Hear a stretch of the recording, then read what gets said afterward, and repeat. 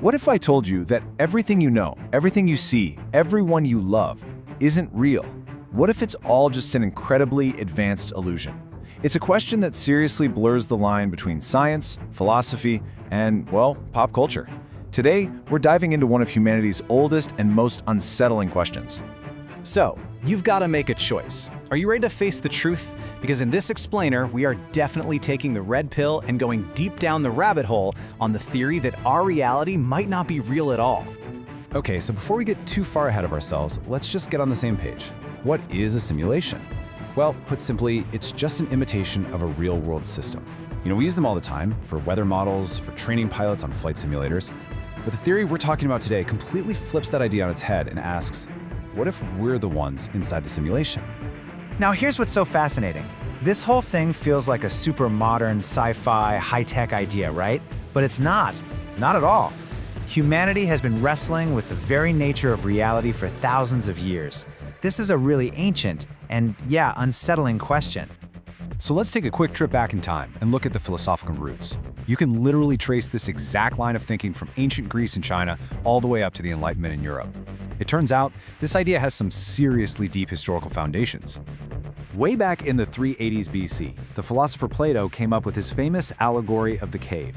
Just imagine prisoners who've been chained up their whole lives, and the only thing they can see are shadows projected on a wall. For them, those shadows are reality. It's this powerful way of asking, what if the world we see every day is just a shadow of a truer, more real world that we just can't see? And around the same time, over in 4th century BC China, the philosopher Zhuangzi told this amazing story.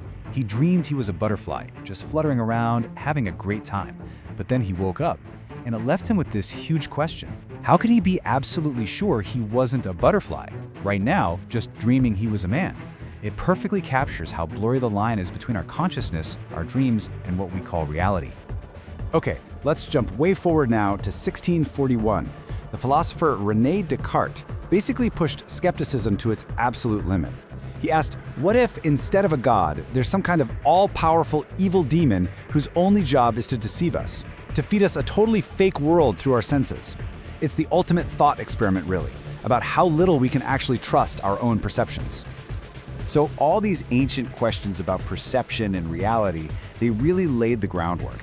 But in the 21st century, the theory got a major technological upgrade.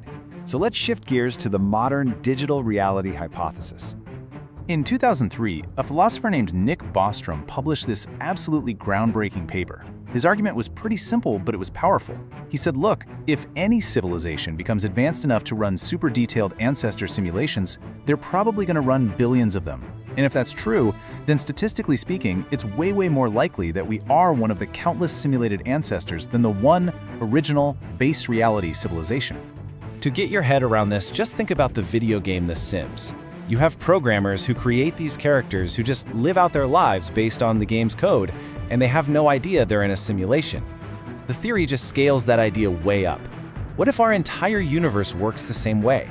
What if the laws of physics are nothing more than the game code written by some far more advanced intelligence?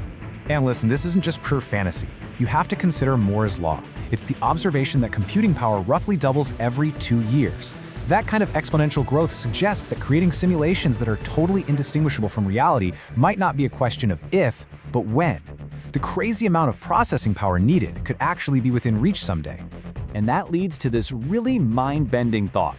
We see our universe as having these fundamental, unbreakable limits. Like, nothing can travel faster than the speed of light. But what if that's not a law of nature? What if it's just a processing limitation? The ultimate cosmic lag built right into the system that's running our reality. So we've got the ancient philosophy, and we've got the modern science. But this idea also connects on a really deep level with spiritual traditions from all over the world.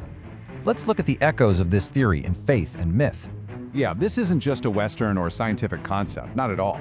In Hinduism, you have the concept of Maya, which basically describes the physical world as this powerful illusion that hides the true reality. There's a famous Islamic hadith that says, people are asleep, they wake up when they die, which suggests this life is just a dream state before a truer awakening. And of course, a central idea in Buddhism is escaping the illusion of the material world to reach enlightenment. So, the crucial point here is this. What we're calling simulation theory today might just be a new, high-tech way of talking about a timeless human intuition. This search for a real world beyond the one we can see and touch, well, that's a fundamental part of the human spiritual quest. From Plato's cave to The Sims, from ancient mystics to modern physicists, this one idea forces us to confront the very foundation of our existence. Which, of course, brings us right back to the ultimate question. If our lives really are just an elaborate program, a shadow on a cave wall, a digital dream, what does that even mean for us? And maybe more importantly, how would we even begin to find the glitch in the matrix? Now, that is a question to think about long after this explainer is over.